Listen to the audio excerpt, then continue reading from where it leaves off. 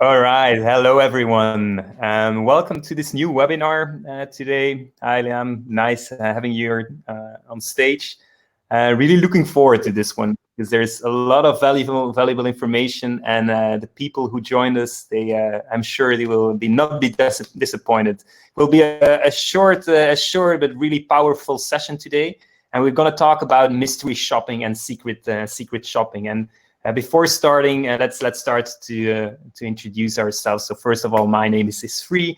I'm the founder of Qollabi, and we are a product that helps companies to make their business plans and partner plans work. But we're not going to talk about that. Maybe at the end, a short demo in line with what we have discussed. But the main part of today will be listening to you, Leahanne, and welcome on the show. I mean, it's really impressive to see your experience, and I'm very privileged to have all that knowledge into this webinar, and I'm sure all the listeners will have a lot of fun listening to you. But maybe you can provide us a little bit of background, where you're coming from and what you've learned all this throughout your career path. Yeah, sure. Thank you. First of all, it's really nice to be here.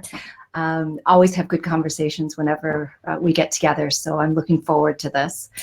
Yeah, my career has been a long journey, as you can see. Started in the U.S. and then, then I moved over to Austria. So I've been here over 20 years. Worked for many different large American companies, getting marketing, channel development, channel marketing experience. I was with Lucent in the early days, and then I went and spun with Avaya, also worked for IBM. And in 2005, I decided to start my own company here in Austria. We work globally, and what we do is focus primarily on high technology and telecommunications. And our flagship product is a secret shopper or mystery shopper, where we shop companies' products, be they software or services, in a B2B environment. It is very enlightening, very useful, and a lot of fun for our buyers who do it in over 20 different languages. Wow. And I think when we first started talking, I was really impressed by the domain of secret shopping, because it really opened up my eyes. We're always talking about our customers, about their plans with their partners, and we talk about the partner journey. But what is sometimes more important is to understand how the end customer experiences that partner journey. So I'm really looking forward to have these insights, and maybe from the start, for all the listeners, I know there are some people from other industries, and please don't think that this is not interesting for you, because on the contrary, definitely I know people from financial services and manufacturing are on the show, and I know after listening to some of your insights that it really might be helping them as well. So all people on the show who are selling through a channel, this is for you. And what we will be covering today are these 4 topics, and we will dive right into it. By you explaining us what mystery shopping is in the context of a partner journey, why we are doing that, and what the audience can learn from it, and how to get it done. And in the end, we will also make it even more concrete and ask ourselves, okay, with all that knowledge and all these insights you get, how do you put it into practice? How you make sure that it's getting done in the field? And so we will end up with that at the end. But let's first also listen to the audience, and really interested to know who is on the show, and what they think about that first question. So normally, everyone, you should see a pane. Let's say a pane. Let's a pop-up slide, exactly, that shows you the poll. And you will also see, it's the time also to explain that you have a chat. So during the webinar, when you have questions, feel free to jot your questions in the chat slider, and we're more than happy to answer your questions. So we asked, actually, we were asking the audience how many of the people have been doing secret shopping and in the context of their channel partners or agents or brokers. And what we see is actually very exciting. I'm not sure if you see the results, Leahanne. No, I don't actually. Oh, wait. So 100% never did. So this is, I should have put money on that. Yeah, exactly. Wow, wow. Okay, so stay tuned because maybe at the end some will. Oh, there's one person who don't know, doesn't know. So that's, I think, a great start to explain people what it is and why we're doing it. Okay, great. So tell us, Leahanne. Okay, so actually, I think you put your finger right on the pulse in some of the opening comments that you made. We quite often look at the customer journey or the buyer journey from the inside out. It's a great effort done by many different companies where they sit usually in many different workshops or different meetings, and you identify all of the different points you would like your partners or your customers to go through to access information about you, to sign on to your partner program, or for your partners, for them to sell, and then through customer service. And usually a lot of effort is put into that. And then it's measured by net promoter scores or by customer or partner surveys.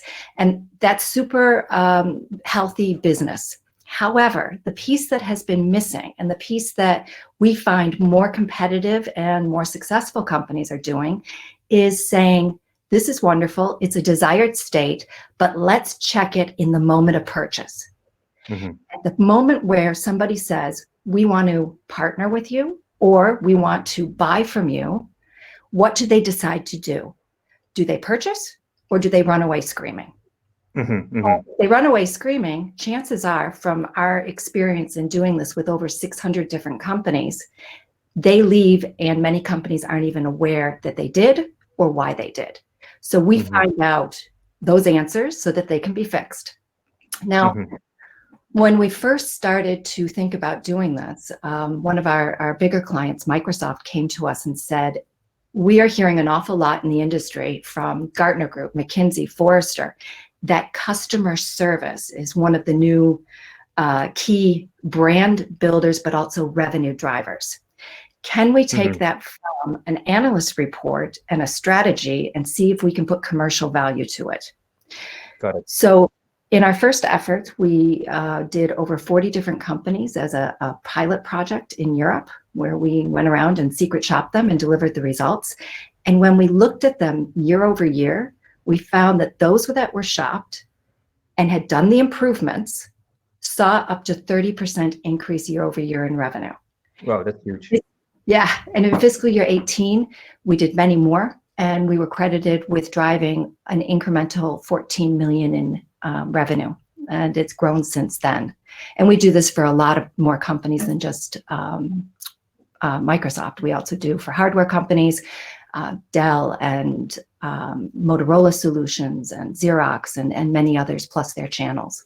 Exactly. So basically, you're naming all these companies that's selling through this channel. I have this one question from Tona. He's asking us, or she, sorry about that, Tona. Our business is to enterprise, so we normally don't shop through our partners. So is there a difference if you just, let's say, the difference with your key accounts and a difference with your partner? Is there a different approach and different outcome you can expect? Yeah, we do all kinds of different companies. So we do companies that sell volume, looking at their business plan, GoDaddies of the world. Or we look at companies that sell value, so maybe a local reseller. And what we do is, first of all, identify what the benchmark is. Since we have a tremendous amount of data, we can do that by either country, region, or business model. And then we decide whether we're shopping as end user to company, so we want to buy something from you, mm-hmm. or partner to partner, I'm building my partner program and I'm looking to recruit new partners. What's that onboarding process? So okay. we look at a lot of companies where their partner program isn't very clear on their website, mm-hmm. or you have to give all your personal details and even a bank account number before you can get behind the firewall and find out more information about the program. And companies don't do that today.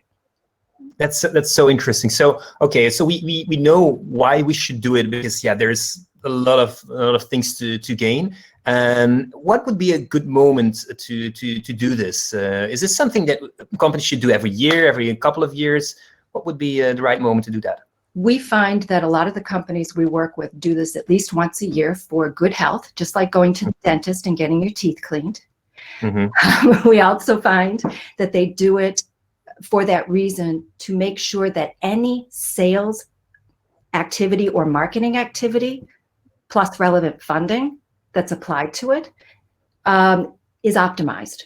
So if I'm going to do a demand generation campaign, but I have broken links on my website, or the offer is not clear to who I'm trying to attract, then I'm going to miss opportunities. So we get a better ROI on those programs if this is done first. But there are lots of other instances when it's done. So merger and acquisition is a perfect time. Companies that have different offices regionally or globally, and they want to see where do they have best practice for do it once types of applications, and where do they need to do more training or improvements. We also have companies that do this if they're in market with a solution or an offer and they're not making the revenue they want to make. So they want to see, is it a market issue, or is it something we're doing that is not capturing all the opportunity that's available to us? And we also have a lot of CEOs and sales directors or marketing directors that have a new job and they want to come in and have a 90-day plan. You know, in an assessment, these are the things I'm going to do. And then 90 days later, they have a really good deliverable. I think that's a great moment. I rarely see this, but this could be, I think, a valuable. And you have also these first 100 days that they talk with the newcomers are talking with the people internally. Maybe some of them talk to customers. That is already great, but actually having that insight behind and knowing what exactly is happening, I think it's extremely valuable. So we're going to dive right into the best practices in a second. Is there anything you would like to maybe outline in terms of what companies can expect, or you want to jump on that when we go through the best practices? I think I'll do that when we talk through the journey and how we shop, and then I'll just let you know what the deliverables look like, so you get a sense of what will be planned. Perfect. And maybe a last one, because we are a lot of people on the show. They are from Europe, and there's always this question, this privacy question. Can we do that? Is there kind of a framework you need to be aware of that you need to take into account? Yeah. First of all, we were doing this for about 4 or 5 years before somebody first asked us that question. It was very interesting. And it's a conversation that we've had all the way up to business compliance levels at some of our clients. And every time we go in front of the business compliance team, we're always approved. And the reason is simple. We do not do anything within the buying process that a customer or a partner doesn't do every day when engaging with your company. It's all public information. Got it. So it's legal. Everything. Perfect. Well, that's good to hear, because that's a sanity check I needed to make now. So yeah, let's look at these best practices and insights. What did you learn all these years doing this secret shopping? Because this is really interesting for the audience, because we will also share this information later, and you will pick out some of the most golden information. And I think this is really the heart of the webinar, to walk us through what you've learned all these years, and that actually people can take right away, and probably in 80% of the cases will have success implementing these insights. So please walk us through, Leahanne. Sure. So this is a subset that we took from 550 different companies globally, and they are mostly in the B2B IT telco space. So you could then say some of it does bleed over into B2C, obviously. But what we found is that 86% of them were losing sales opportunities. Now, many of them, many of them are doing a lot of really good things, and we often identify new things that they had never thought about and get them to then promote those as competitive differentiators or value propositions. But on the other side, we were able to find 86% were losing opportunities, either depending on the buyer, or we know that they have abandonment triggers. And there are certain things that we know that if they happen in the buying process, buyers go away. Okay, let's more. So what we did is, in looking at this, we found out that 66% of these companies were not able to be found. Now, what I mean by that is this is your full digital footprint. So if, and I differentiate between customers and buyers or prospects. The industry doesn't. If you read LinkedIn, we talk about customers as one group. They're two different groups. Customers know you and they've purchased from you. There's a good or better chance they would purchase again. Buyers don't know who you are, so they have to find you first. Got it. So this is SEO, it's your website, it's social, and it's how you bring in customers. So 66% of our findings fell into that category, where there were things that people were doing that were not attracting in net new buyers, certainly attracting in customers, but not a buyer. On the other hand, we had 60% of those that were not able to close the deal once we went through the process. And this was for a variety of different reasons. But a buyer said, I'm interested. I'd like to get more information, or I'd like to put you on my short list. Then we engaged with sales, and this starts at chat. It goes to email or web forms. Then, of course, it's telephone. So through that whole process into purchasing and proposal, somewhere in there, 60% of the companies lost the opportunity. That's huge. So there's a lot of work to be done. What were the main drivers? What were the main patterns you saw in that part that was not able to close? Because it's 60%. It's, if you can just twitch it a little bit and improve some of the steps, it can have a huge impact on your sales, right? Absolutely. There are sometimes strategic things that we find out, such as a sales strategy, but sometimes there are quite easy things. Maybe if you go to the next slide, I can answer that question and also give everybody some free tips on This things. is the moment, guys. So, we cover over 160 different elements when we do a secret shopper. So we cover quite a few things, but just a couple of things in the areas of marketing, solution mapping, sales, and proposal that I can say to you, check them out yourselves, or get someone else to do it, or we could do it.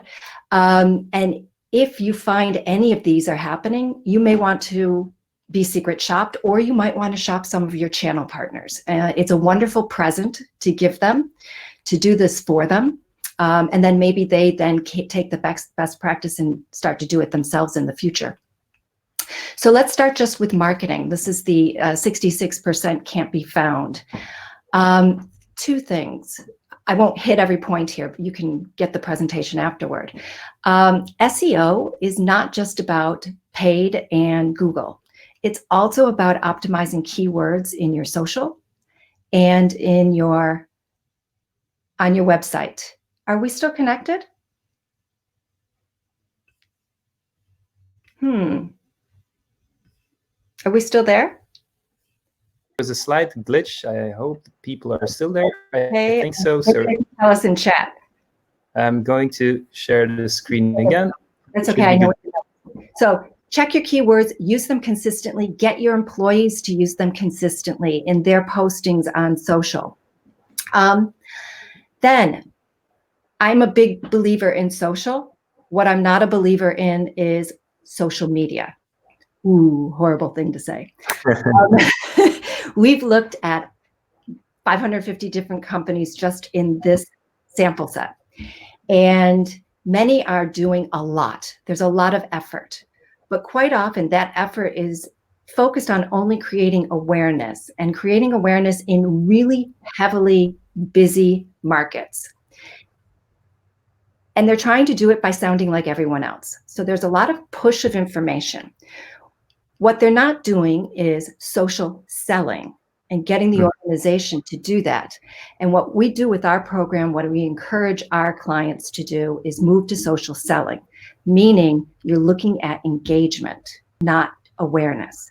So that we can see through shopping by seeing how many people are commenting, how many are liking, how many obvious calls you're having after you make a post that could be leading to proposals and closing business. And there are other ways of measuring it, but getting your team trained on selling versus media, highly competitive. Yeah. Moving to solution mapping or your offer. What we see is a lot of companies launch products, services, software as silos. So we have a new walkie-talkie. What they don't do is think about, if we sell this, what might we be able to upsell shortly after? And should we bundle it and offer it upfront as a bundle, therefore getting more margin in certain places and offering more value, and really thinking through that process. And we've seen a lot of companies also simply focusing on products and technologies and not on the business outcome or the keeping a customer longer. And so the best practices that we've seen are companies that, through our trained eyes, we can clearly see that there is a move to upsell, keep the customer longer, improve profitability, and also manage services. So moving from just shifting some sort of a box, even if that's a software box. And this all sounds, I mean, yes, it sounds logic, and I believe, I mean, if it's definitely when we talk in the context of a channel, I mean, these are all things you can tell your channel partner, or you can spot your channel partner not doing this. But how do you see it? Do you see this as the role of the partner account manager to train these partners on these topics? How do you make it? How do you make it a topic? And maybe sometimes partner account managers themselves, they don't know how to do it. So it's a cascade of training, getting the right skill sets to make it done. How do you look at that? Yeah, two things. First and foremost, my philosophy and what I tell all of my consultants and buyers is this is a constructive exercise. It is educational, and when a company either brings this program or brings the idea, it's being done as a gift or a present to say, I want to help you improve. The way that I usually tell channel managers to position this within the company is, listen, we know the market is moving at 1,000 miles an hour. With COVID-19, it's even faster. There are so many things that have to be paid attention to and done. We're all moving really quickly, and we know that everything we're doing is not 100% perfect. Every CEO knows that. Every sales director knows that. But what they don't find the time to do is analyze where those problems are and prioritize them in a plan that says, these are the things that are easy to fix. These are the things we're going to, take a little longer to fix, but then give them that plan going forward. And that's what this program does. So that's the conversation that is an aha experience. I like the idea of providing a present to your customers or partners to make it work, and it might be a good Christmas gift this year.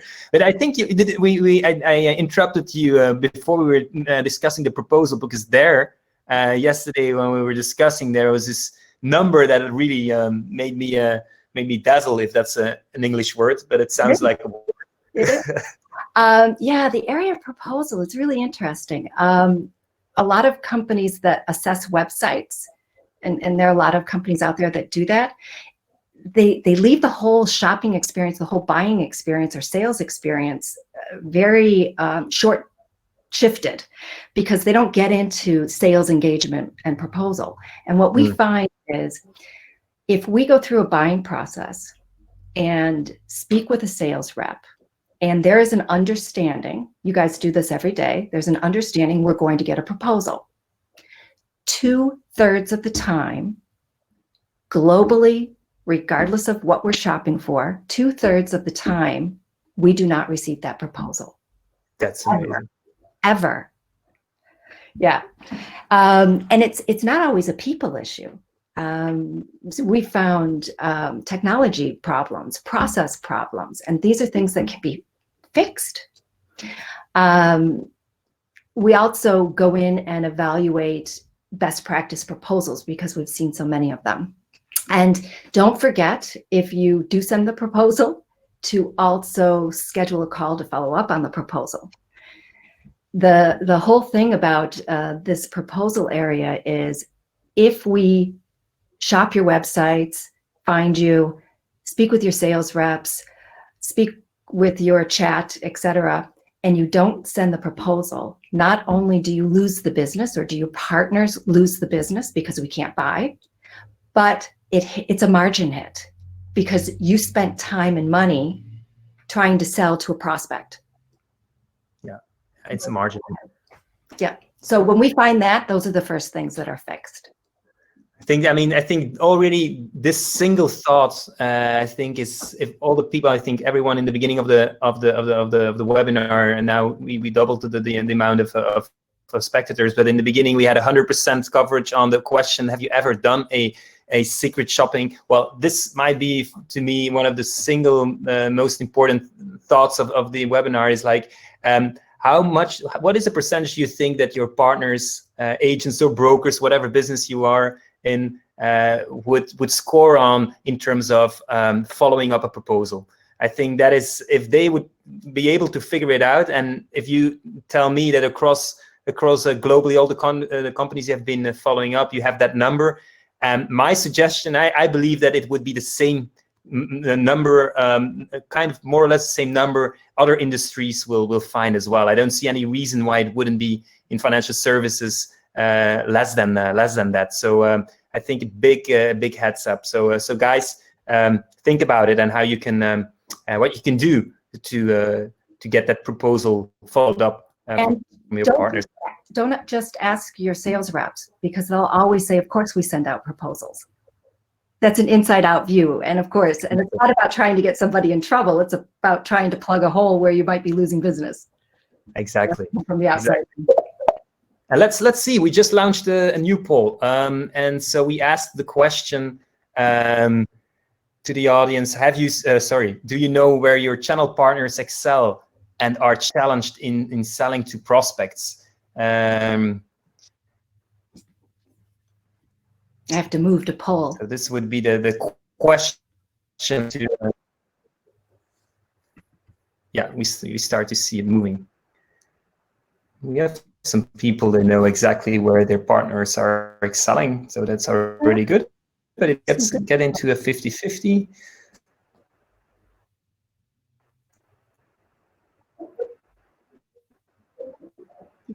And maybe some they're thinking, so for those who don't see the poll yet, should be popping up. Yeah, they might be coming more from the marketing side, but we're also finding that more and more marketing people are, aligning better with sales, and they're really going at the market as a team. So this is a great concept here on the marketing side to also bring to your sales team if they haven't heard of it. Yeah, interesting. I see some reactions on the chat with the surprising reactions, and there is Tom who is answering. It's a mixed bag. Some are very active, others approach it more opportunistically. 50% you don't know.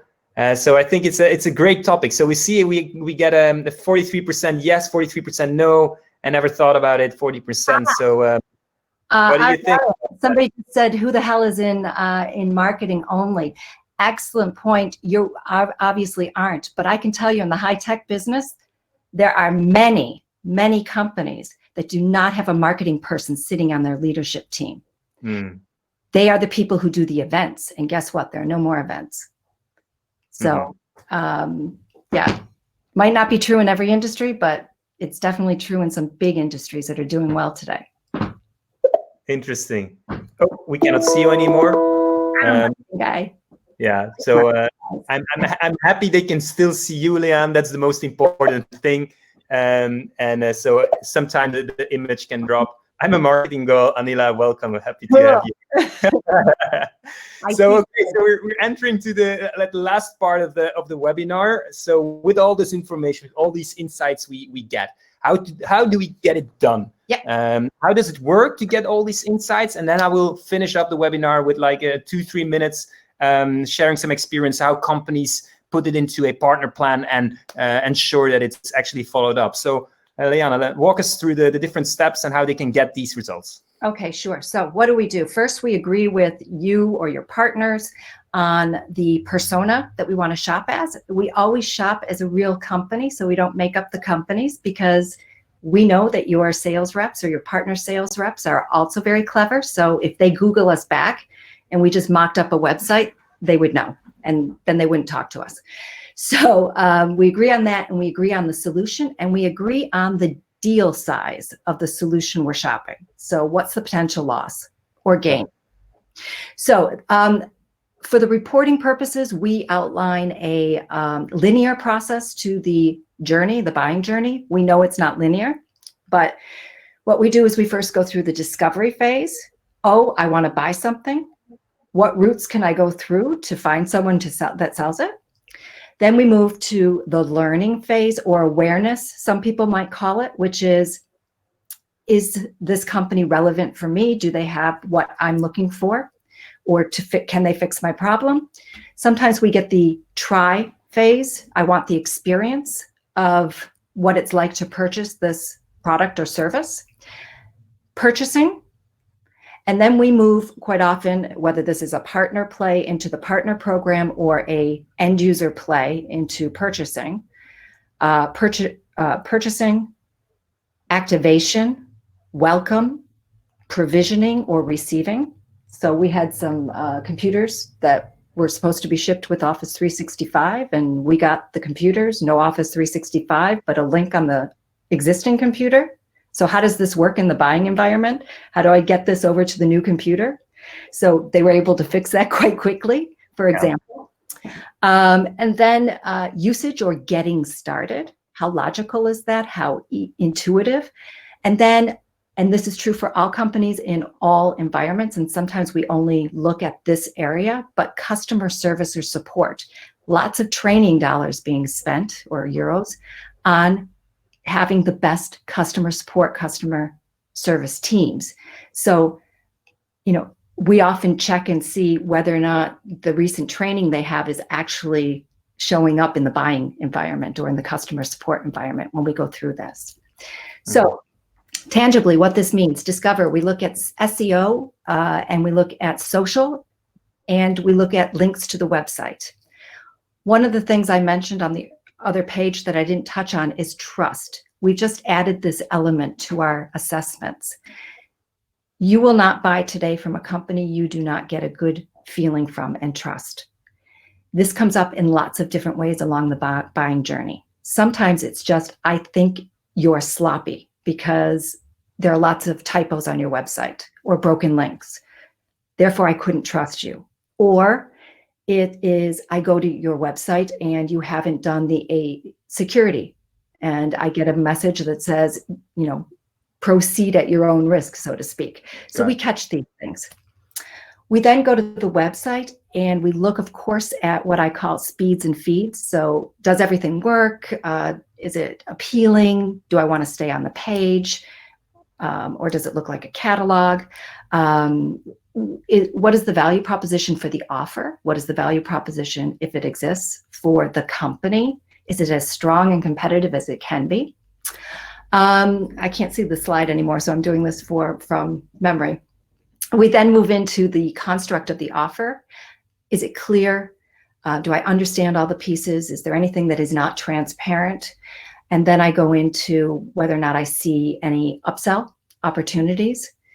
We then go into that company's natural sales process or sales engagement process. And from experience, that will be chat, maybe, emails or web forms, making sure that we get responses on those. In Latin America, they still use fax. We don't test it, but it's still being used. And then we move to telephone. If we are looking at something that's easy to buy, we may have one call. If it's more complex, there may be up to 2, 3, 4 calls. We then go to proposal if that's the stage, or we go to the marketplace or the buying place on the web and purchase if that's what the company is interested in. Or we go to proposal and then purchase. And then we can look at that whole process of how do you welcome me? We had a telecommunications company that sent us 6 emails to welcome us, and all of them were from different addresses. So it was obviously the legacy system versus what they were trying to do with a new offer. And all it was doing was confusing the prospect, who was then a customer at that time for a limited time. And then getting started and support. So we always come up with, if we had some problems, how do we get serviced at the customer service or support? And what kind of assets are available? Are they the best practice types of assets that buyers or now customers would want to have in order to self-serve their own customer service issues? So what? Got it. Yep. So what you get is a 55 to 65 page report with the benchmark, your strengths, things we think you should focus more on, weaknesses or areas we think you might be losing customer prospects or are losing prospects. And we give specific recommendations for how you can improve that. And then that can be built into an improvement plan. Got it. And just to confirm here, Leahanne, it's one of the questions is from Dravia, would you actually buy the product or service? That's you're doing the entire process. You're really buying it, right? It depends on the company. For example, we don't buy Azure, or we wouldn't buy AWS, for example, because it's just too expensive, and we wouldn't want a partner to have to take that off their books. They don't want it either. Usually when a CEO hears that, they say thank you. But we do go through to proposal for them, and then we can also include the customer service usually. But for other things, like a laptop or a walkie-talkie or Office 365 or other software like that, we can purchase and either return or purchase and then cancel. So if it's not a big hit to the company, then we come up with a way when we do the onboarding call to do that. Got it. And you finished up. We have all these insights, and then what, of course, and how do we put this all into practice, and how can we integrate this in a partner plan? And this is for the last. Let's say we have still 7 minutes. I can talk a little bit about a couple of minutes about how you can do it as a company once you have these insights, and maybe if you don't have the time yet to order immediately a report, I think what I already would suggest to everybody is to start doing following this process you just described themselves and see what they learn. I think that's already a great advice we can give. And then with all these insights, indeed, how can we put this into practice? And I'm happy to show you a small demo. I'm going to switch screens and I show you a small demo how it could look like for a company looking at a business partner plan or a business plan.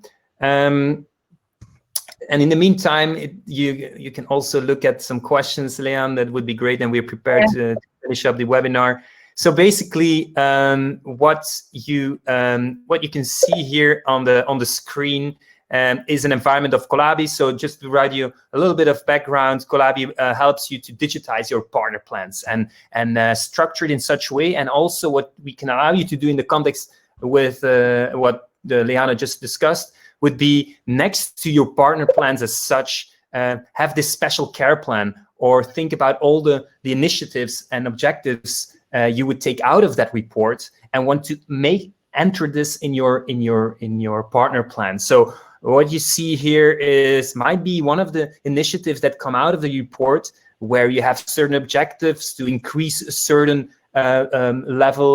service level that Leahanne was discussing in terms of proposal, service, marketing, and then enter all the initiatives that you would like to see happen and where you would like to have your partner committed upon together with your partner account manager. So this is a way to structure these insights to make sure that it's not a PowerPoint or a report that gets stuck somewhere, but it's really putting into practice. So what you could think of is having your having a list of all your partners, and based on a certain score you would get on a specific service level in terms of product expertise or whatever came out of your report, your mystery shopping report, and select those partners you think need special care for this for these insights that came out of it. So you would be able to select those different partners, and then entering this in your total partner plan, where you can see here the different pieces of improvements, initiatives that you thought of, entering this into your business plan, discuss it with your partner, discussing with your partner also where they are in terms of the benchmark. So Leahanne, the benchmark data that you discussed, you can have them visually here and share this screen with your partner to discuss it openly and say, okay, this is where you are in terms of the analysis that we've done with other partners in the region, and what do you think yourself? Let's work on some aspects to get it to the next level, and you make it visible, tangible, and measurable. And so this, in short, is a way how customers of ours use these insights and make sure that it is all put into practice. So Leahanne, looking at this in terms of execution, how do you look at this once you had this report and insights? Yes, this is the whole reason I think we first connected, because exactly. Light bulbs went off for me. If I was a channel manager again, or sales development or marketing, one of the hardest things to do when you're managing a large channel is to know whether or not they've actually implemented all the things that I've done for them, you know, all the programs you have. And if the funding that you're allocating is really driving the results, getting results feedback is a torture. If you have a small channel, or you only focus on your depth in a smaller group and not on the breadth, it's still challenging, maybe a little bit more manageable. But technology is the key here. Technology is the driver. And if you can put in a solution like this, you can watch yourself and see who's moving ahead, who's doing the improvements, who isn't, and you have to push or nudge. And this is something that you will clearly see the ROI on very quickly, because if we can do the report, but if the improvements aren't made, then it's just a report. So this is what makes it the results manageable even after we go away. Exactly. So yeah, that's great to hear, and that's indeed the reason why we initially connected. And I think today we had a great overview. I think thanks a lot, Leahanne, for all the information that you did share with us, all the valuable information and insights from all these years. I think it's really golden. All the people that have been here, they have been spoiled with all the insights. And I would like to thank also all the people who have been joining and all the questions. And we still have a couple of 2 minutes left to take some questions. Also, we will share the presentation and the contact details also by email later. And then feel free to contact Leahanne or me or myself to discuss or to talk a little bit further. So yeah, I saw, Leahanne, that you have been answering already some questions. So if there, yeah, I think I got most of them in there. Thank you, Melanie. Yeah, there was one about if I'm seeing that customer support is as bad in Europe as it is in the States. Absolutely, it's bad everywhere. So I think there are 2 points. One, you don't know what you don't know, and your partners are losing business that they're not aware of because of the things I talked about. Or you get them as a customer, wonderful, and then something goes wrong in the customer experience and they have to go to customer support. I always like to improve the customer experience so that you don't have to have customer support. And yeah. Got it. So everyone who is, of course, the webinar is ended officially. So please feel free, if you need to go to another call, to leave without noticing. Thank you very much. If there are no other questions, I see Tona still typing. thank you so much for indeed for the chat. So what we get the answers on the chat here. And I wish everyone a great afternoon or early morning for those who are checking in from the US. I think we're good to go. So thanks again, Leahanne, for all this information, and looking forward to work with you. Have a great day. Bye, everyone. Bye-bye.